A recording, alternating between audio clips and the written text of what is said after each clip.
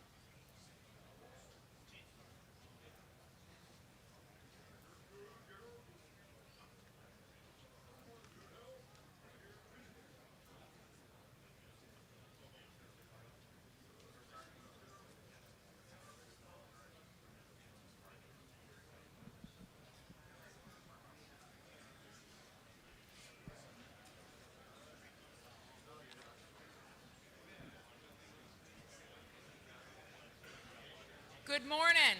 Could I get your attention, please? Today is August 5th. Welcome to the operational briefing for the Park Fire. My name is Gwendolyn Ozard, Planning Section Chief. Please take a moment and turn your cell phones and radios down. We will get started here shortly. If you do need to have a side conversation or take a phone call, please step outside of the briefing area. To start us off, we'll review our incident objectives. Our management objectives remain unchanged, and our control objectives remain unchanged. Current situation.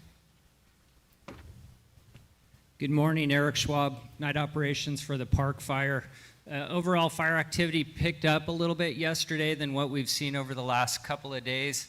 Nothing too challenging. Looking from Forest Ranch down Highway 32 all the way around the heel of the fire, back up Highway 99 on the west side up through Branch 10 and 12. We've been engaged in mop-up operations. We've actually pulled some hose lays out there, continue to patrol, answer service calls, helping with rebuilding infrastructure and that kind of activity. Our three priority areas that we worked yesterday was up in Branch 12, the finger that ran up there to the north towards Manton several days ago still continues to challenge our control lines. We utilized UAS last night with infrared technology and continued with some seek and destroy missions in there. The two main priority areas that we worked yesterday were Branch 15 and 18. We got hand line, dozer line down both sides, almost into Mill Creek. Hopefully those will touch today, and continued with preparation for burning those out later. Have a safe shift. Thank you. Weather.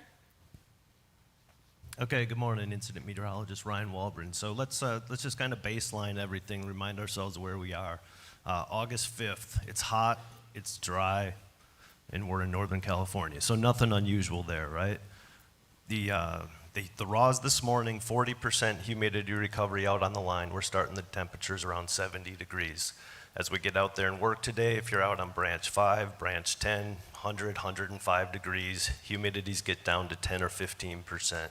So what we care about in fire weather is what's different. And what's different today is we are trending drier. For some of the people who were out there last over the weekend, we had that monsoonal moisture. Of course, that's all gone. We're deep enough into the incident where we're now bringing in new crews, people from out of state. So for your awareness, this is a little bit drier than what we would expect. So let's kind of just walk the fire really quickly then. Prevailing wind flow, the strongest winds come up the valley, south-southwest, peak around 1400 hours through the end of the sunset period. Humidity values, again, getting down to that 10 to 15% range. Up in Branch 12, where it's been kind of a tough little piece of line there, of course, the winds continue to be adverse to the line. Strong up canyon gusts, 18 to 20 miles an hour. Stepping it back to the people working in Branch 25, wind is at your back, hot and dry. And then, of course, up in Branch 15 and Branch 18, where the main firefight is, enough smoke, you can't see it from here, but this morning on the GO satellite showing a lot more heat than yesterday. So that smoke production is going to stay in there, keep the inversion pretty capped. Think it won't be able to break until about 15 or 1600 hours.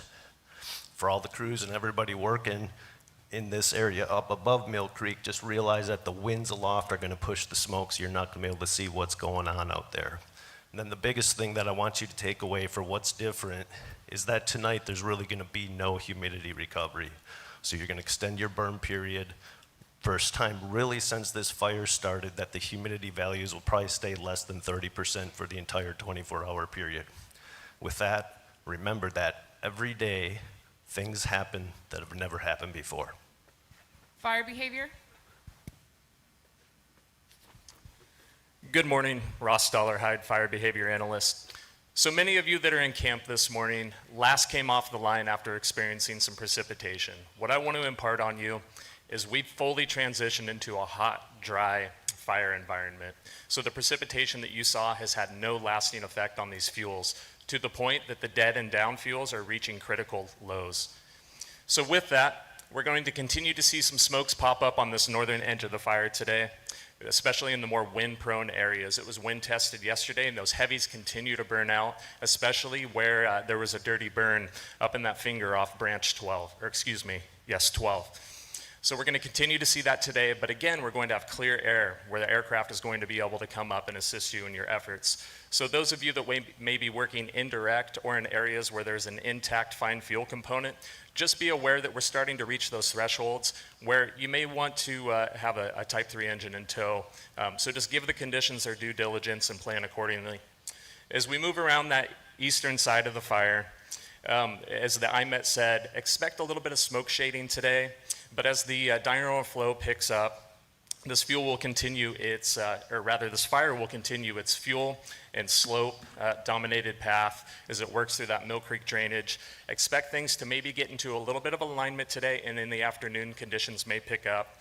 Smoke may be a little bit more productive and more organized, as well as the fire activity. There continues to be significant heat along the line, especially in the dozer piles, so line leadership, be aware of that. The fuel bed is extremely receptive in the reprod and the previously harvested areas that are nearest the line.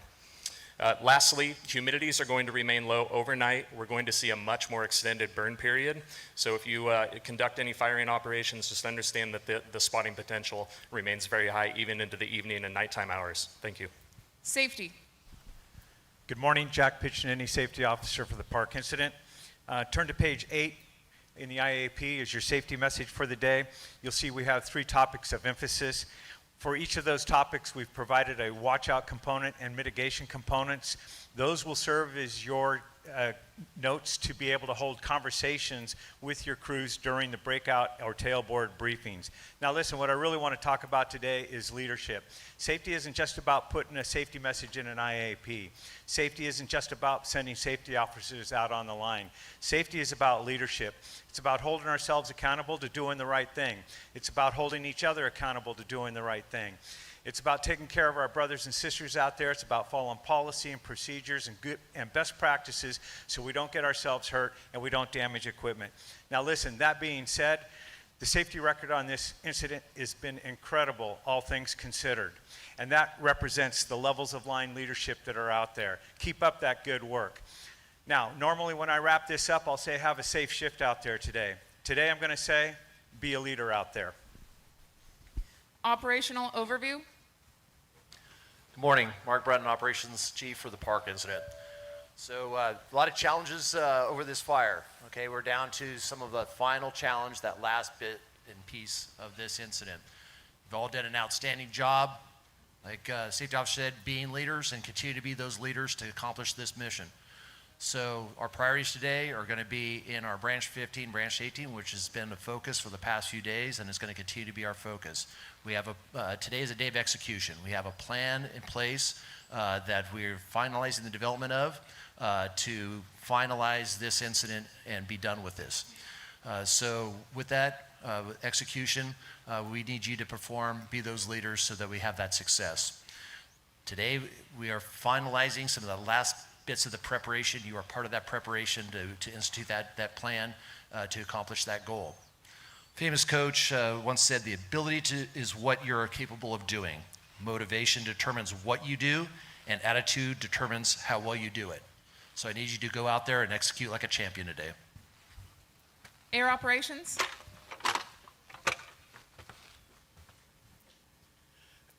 Good morning, y'all. Greg Bradshaw, Air Operations, Park Fire.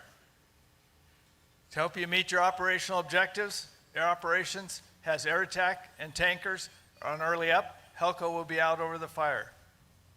To support you, we have 24 Type 1s, 6 Type 2s, and 9 Type 3 aircraft operating out of 3 helibases currently. Additionally, we have 3 MRBs, mobile retardant bases, located around the fire, and we have 2 UAS modules. CAL FIRE is providing our daytime rescue ship, and California National Guard is providing our night rescue ship. Thank you. Communications. Good morning, Bernie Rapp, Communications Unit Leader for Park Fire. Open your IPs to page 74 and 75. There you'll locate your 205s for today. As of 0700 hours, Park Communications was assumed by Red Bluff Base Camp. You'll continue to hail Park Communications. There's no need to state what command you are on. It's a linked system, so just hail as NIFC command.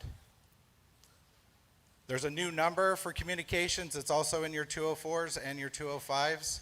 So if you need to place a call to comms, utilize that number. Yesterday, a new repeater was installed over at the Mill Creek Plateau. Should aid in communications in the Mill Creek drainage there. And with that, we'll go around and I'll point out where our repeaters are just for your knowledge. At the very tip top, Lassen, it's command 4. The new repeater, command 10. Then we come down here, Sawmill, command 39. Command 40 is Colby Mountain. Command 41, Turner. And then command 42 is Tuscan Butte. With that, you may need to change commands based on your geographical and aspect location on this fire. Utilize channels 1 through 6 to find that command that best suits your communications. Today is day 2 of the new clone. Due to combining the air-to-ground TAC frequency between the fire, or between the zones of the fire, and the combining of the TFR. So get your troops in and get the radios cloned before you head out onto the line. It's important that you have the incident clone due to special frequencies in the commands that you do not have in your radios. Radio techs are available for you over at the communications tent. Medical.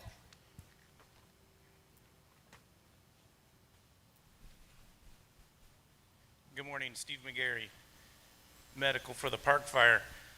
The 206 can be found on page 77. The resources we have available currently in both zones, in the Butte and Tehama zone, is that the CalMat and MERT teams are available here in both locations. If you have any needs, please see them. We're going to have dedicated ALS ground ambulances, line medics, and REMs all over the fire. Basically, what we need you to do is really brief your crews in the box 6 information. That's all your emergency reporting. Please gather that information, pass it up the chain of command so we can get you the closest available resource. Also noted there in box 6 is the landline number to Park Communications. Please make a note of that. If you're able to not get on the radio and you have cell service, give us a call. If you have any questions, we'll be available at both locations. Thank you. Information. Lucas Spellman, information. Please turn to page 79. Also, we want to thank everyone for the photographs and videos you've been sending. They've been great. We've been putting them up at the Chow Hall and using them on social media, so continue to do so as you see them posted on either side here and throughout camp. There's a QR code to use. Also, again, below is the shipping and receiving addresses for the Butte zone and the Tehama zone. And let me give you some information on the fire.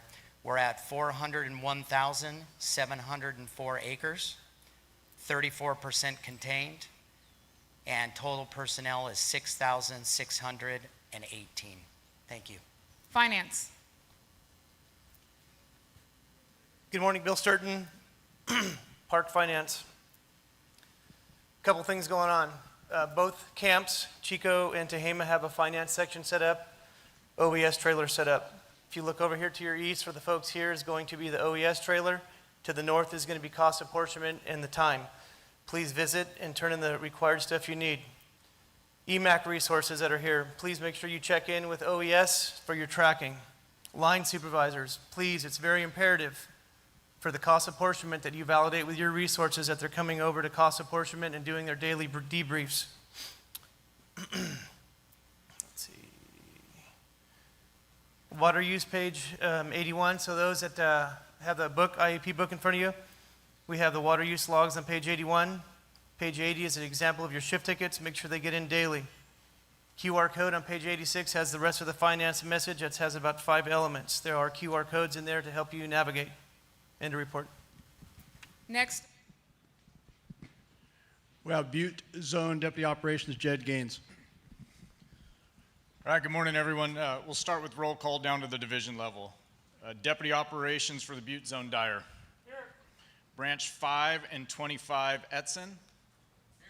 And Valles on a 12 today. Here. That'll be a fill-in. Butte Bravo Black. Here. Butte Victor X-Ray Davidson. Here. Ndurlu on a 12. Butte Papa Tango Weddle. Branch 18 Bartow. Butte Charlie Watner. Butte Echo Hale. Butte Foxtrot Cassone. And Clifford. Branch 20 Walton. Butte Hotel Wilkinson. And we have a fill-in Johnson on a 12. Butte Kilo November Frederick. Butte Staging Vance. Fire Suppression Repair Branch Taylor. And Derby. Butte Fire Suppression Repair 5 Clemens. 18's TBD 20 Meadows. 25 Davidson. And Butte Contingency Boston is off grounds today, so Butte Contingency will be reporting to Asadas that's currently up in the Tehama zone. All right, our priority today is going to continue to be up in Branch 18.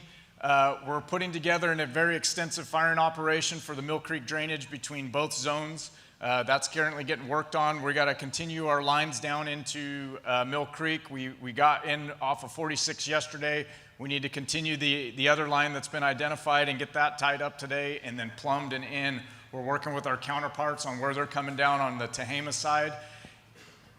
We'll get that done. Down into Branch 20, continue to mop up in there and get that buttoned up. And again, on that slop over on Humboldt Road and 32, we need to get that buttoned up. It's going to be a turning point today with the weather. You heard it's going to be hotter and drier the next couple of days. Our lines are going to be tested. Anything that's been out there, any sleepers that we have, is going to come up in the next day or two if we don't get that done. Everyone needs to keep their heads on a swivel. We need to go out, be aggressive, mop this thing up, hold what we have. That's going to be the most important thing over the next couple of days. And once we get everything done, our main priority is going to be getting this big firing operation done. That's probably going to be, the next 5 to 7 days of work out there. So appreciate all the good work that's going in. Keep it up, and let's get this thing buttoned up and hold what we got. Have a good day. Okay, a couple of reminders. Your division breakouts are out back behind the bleachers. Unassigned resources are over here. We'll be having a cooperators meeting at 1000 hours over the Harvest Building or virtually up in Tehama. The planning meeting will also be in the Harvest Building at 1700 hours. And next operational briefing will be here tomorrow morning at 0700 hours. Closing comments, Unified IC, Billy C. All right, good morning. Obviously, today's theme is, again, transition. We've got a large dry air mass coming through with increased temperatures, normal diurnal winds. It's going to challenge us in that northeast corner. We understand that. Next piece of the transition, and I don't know, I'm sure most of you have realized, we did a 180-degree flip this morning on who was hosting the briefing. This is the first time in 35 years that I've seen something of this magnitude flipped without affecting the boots on the ground. What the briefing you've received today is the briefing that has been transmitted from here up to Tehama. We transferred everything over and did that switch overnight, and we made this happen. It took about 3 or 4 days planning between both incident management teams, but it seems like it's worked flawlessly. I need everyone to stay focused today. 80% of this incident is in tactical patrol and mop-up, and I mean tactical. I need you to be flexible, I need you to be aggressive, and I need you to close the gaps when these smokes start popping up with this increased temperature and dry air mass that we have coming through. Stay safe out there, be aggressive, be flexible as we start to move resources around where we need them, because we're going to start reducing numbers over the course of the next week. So we're going to really have to target orient where we place our resources strategically. Thank you. That concludes your operational briefing. You can unmute your phones. Thank you.